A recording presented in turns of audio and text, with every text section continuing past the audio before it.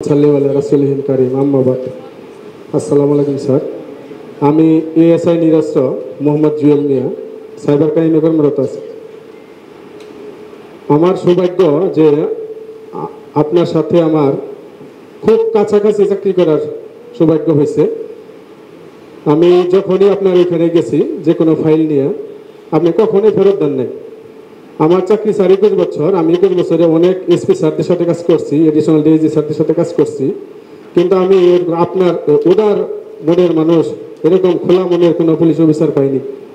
আমরা sir constable এলে ভর্তি স্যার, আমরা কনস্টেবল থেকে সর্বোচ্চ ইন্সপেক্টর পর্যন্ত হই স্যার, কিন্তু আমাদের সারাদিন কষ্ট করলেও আমরা স্যার পিছিয়ে পাওয়া হয় না। কিন্তু যখন আমরা দেখি আমাদের কোনো সিনিয়র অফিসার আমাদেরকে বলছে যে তোমার খাবার কেমন আছে, তোমার ছুটির কি খবর, আমরা এই জুনিয়রিংয়ের অফিসার ফোর্সরা চাই সে ছুটি আর রুটি যে অফিসার ভালো দেয় সেই অফিসারই ভালো। আর আল্লাহ কেমন জানি আপনাকে আমাদের ছাতা হিসেবে নিয়োগ করছিল যখন আমাদের দুর্দিন ছিল। আমরা স্যার আপনার কথা গুণের কথা বলে শেষ করতে পারবো না। আজকে বলে শুরু করলে রাত পর্যন্ত অবধি শেষ হবে, তাও আপনার গুণ শেষ হবে না স্যার। আপনি যখন প্রথম পুলিশ লাইনে আসেন নির্বাচনের সময় স্যার, প্রথম নির্বাচনী ব্রিফিং, আপনি একটা কথাই বলছিলেন আপনাদের যে প্রাপ্য সবই আমি দিয়ে দিলাম, আমি কিছু রাখিনি। সেই কথাটা স্যার এখনো কানের মধ্যে বাড়ি খায়। উনি জানলো না শুনলো না, এসেই প্রথম বলছে যে আমি কিছুই রাখিনি, আপনাদের জন্য যা যা আসছে সবই দিয়ে দিছি। তারপরে স্যার আপনি আমাদের পুলিশের মনোবল চাঙ্গা করার জন্য স্যার 2 দিন পরে স্যার ব্যাডমিন্টন টুর্নামেন্ট আয়োজন করলেন স্যার। এরকম আয়োজন আমাদের জেলা আমাদের দেখিনি আমি স্যার। এরপরে স্যার ফুটবল খেলা, যে কোনো খেলা হলে স্যার আপনি আগে আসতেন যে না ফোর্সের মনোবল চাঙ্গা করতে হবে, ফোর্স তো আমার শক্তি। আমি স্যার একজন এসপি পাইছিলাম, ইকবাল ভাই, বিপিএম বারসেবা। উনি স্যার বলতো যে ফোর্স যদি ভালো থাকে আমরা ভালো। সেই কথাটা স্যার আপনি একাধিকবার বলছেন, একাধিক অনুষ্ঠানে একাধিক মুহূর্তে বলছেন যে আমার ফোর্স ভালো, আমি ভালো, আমার ফোর্সেরা মাঠে কষ্ট করে তারা যেন কোনো অসুবিধা না হয়। সেটা আমাদের কাছে বলছেন, কল্যাণ সভায় বলছেন, যে কোনো জায়গায় বলছেন স্যার। আসলে বদলি আমাদের হবে স্যার, আমাদের চাকরিটা হলো 3টা পার্ট। একটা হচ্ছে স্যার বদলি, আরেকটা হচ্ছে পিআরবি, আরেকটা হচ্ছে আমাদের ডিউটি। কিন্তু স্যার আসলে আল্লাহ সবার মধ্যে সব পাবলিক মেকানিজম দেয় না স্যার, যেটা আপনার মধ্যে আল্লাহ দিয়েছিল স্যার আমরা পাইছিলাম। আমাদের ছাতাটা আমরা হারাইলাম, কিন্তু কেন হারাইলাম এটা আমাদের অনেক সিনিয়র অফিসারও জানে, আমরাও জানি যে এটা একটা দুর্ভাগ্য বিষয় স্যার। এই দুর্ভাগ্য বিষয়টা স্যার শুধু আপনার জন্যই আজকে আমরা হবিগঞ্জের পুলিশ পরিবার নিরাপদে আছি।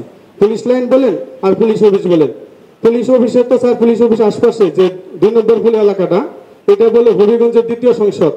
আর এইখানের লোক বলে বেশি 80% লোক হলো বিএনপিও না। তারা বলছে যে যদি আক্তার হোসেন ছাড়া অন্য কোনো পুলিশ সুপার থাকতো তাহলে বানিয়াচং থানার চেয়েও খারাপ হতো পুলিশ অফিস। কিন্তু পুলিশ অফিস হয় নাই কেন? শুধু আপনার জন্য। আল্লাহ আপনাকে আমাদের শুধু কল্যাণের জন্য নিয়োগ করছিল না, আমাদের পুলিশ বাহিনীর কল্যাণের জন্য নিয়োগ করছিল। এই আল্লাহর কাছে স্যার আমরা তো কি চাবো স্যার, শুধু এটি চাই আপনি যেখানেই যান আপনি আক্তার হোসেনের জন্য থাকেন স্যার। আর আমাদের স্যার আমরা যে অভিভাবক হারাইলাম এটা স্যার আমরা স্যার সারা জীবন মনে রাখবো স্যার, কখনোই ভোলার মতো না। আপনি স্যার পুলিশ অফিসে আমাদের সাথে অফিসে সবার বসে একটা কথা বলছিলেন, দেখো তোমরা এই টাকা পয়সা নিয়ে কাজ করো, আমরা সাইবার ক্রাইমে কাজ করি স্যার, অনেক টাকা মানুষের উদ্ধার করে দিই। আপনি সবসময় বলতেন কোনো পাবলিকের কাছ থেকে কোনো প্রেশার দেবো না, কোনো কন্ট্যাক্ট করবো না, কোনো চুক্তি করবো না, তারা খুশি হয়ে যদি কোনো কিছু দেয় ওয়েল অ্যান্ড গুড। এই স্যার ওয়েল অ্যান্ড গুড বলার যে স্যার মন মানসিকতা, এই স্যার এই কর্মদক্ষতা, এটা তো স্যার আল্লাহ সকল অফিসের মধ্যে দেয় নাই স্যার। আল্লাহ কেন আপনার মধ্যে দিছে? আর আল্লাহ আপনাকে এই জন্য দিছে যে আমরা যেন আপনার ছাতার নিচে ছায়া তলে থাকতে পারি স্যার।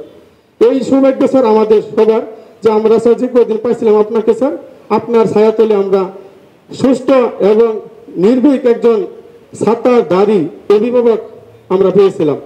আপনার জন্য স্যার সারা জীবন স্যার দোয়া থাকবে।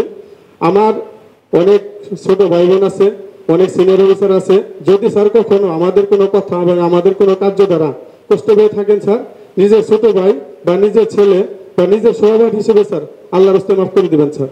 আমরা দোয়া করি এবং আমরা এটাও আশা করি আপনার যে স্যার যে চ্যালেঞ্জ নিতে পারে সে কে, যার মনের ভিতরে বিন্দু পরিমাণ কোনো অপরাধ থাকে না। আর সেই জন্যই আপনি চ্যালেঞ্জ করে বলছেন যদি কেউ বলতে পারে আমি 1 টাকা অবৈধ নিয়েছি চাকরি ছেড়ে দেবো। এই কথাটা তো পুলিশ বাহিনীর গর্ব। পুলিশ বাহিনীতে এরকম কোনো অফিসার আমরা পাইনি। আমার এই 21 বছর চাকরি যে চ্যালেঞ্জ করছে, ওপেন চ্যালেঞ্জ, যে আমি টাকা নিয়ে থাকলে এখন চাকরি ছেড়ে দেবো, এই কথাটুকু বলার মতো শক্তি তো আল্লাহ সবার মধ্যে দেয় নাই, একমাত্র আপনি আক্তার হোসেনের মধ্যে দিছে। তো যাক স্যার, অনেক কথাই আমি আর কি বলবো স্যার, ছোট মানুষ হয়তো বা স্যার মনে কষ্ট দিছি কোনো চলার পথে, বা ওই সময় নেই ও সময় নেই স্যার, ফাইল উপস্থাপন করছি স্যার, কোনো বেয়াদবি হয়ে থাকলে স্যার। আর আমার হবিগঞ্জ জেলার পুলিশ পরিবারকে স্যার আপনি যেখানে থাকেন একটু খেয়াল রাখবেন, আমরা যেন স্যার আপনার আদর্শ এবং আপনার নীতিগত ভাবে আমরা চলতে পারি, বাকি জীবনটা শেষ করছি। এই বলে আমি আমার বক্তব্য শেষ করছি। আসসালামু আলাইকুম।